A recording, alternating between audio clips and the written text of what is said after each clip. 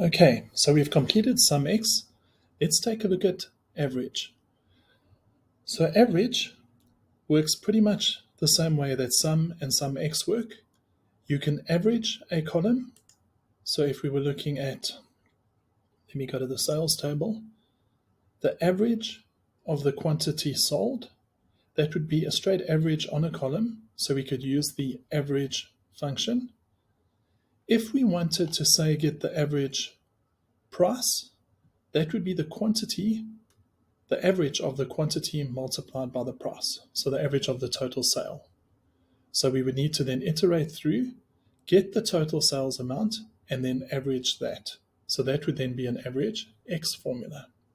So let's go take a look at how that'll work. Let's go back to page here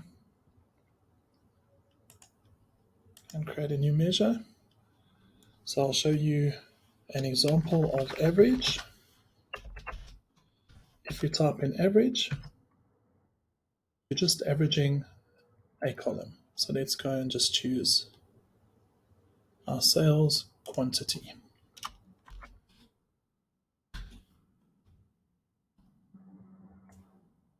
If we now take that new measure and we drop it in here, you can see it gives you the average quantity sold per transaction by product name. We could apply that to any dimension. Now we want to go and do the average X to get the average total sale amount. So here we'll do average and we'll do the X iterator example. And again, we just start typing out average. We choose average X. Again, exactly like sum X, we choose a table and then we apply an expression. So the table we want is going to be the sales table.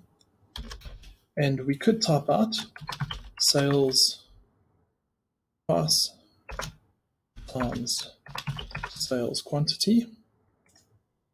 But we've already calculated this in our total sales measure.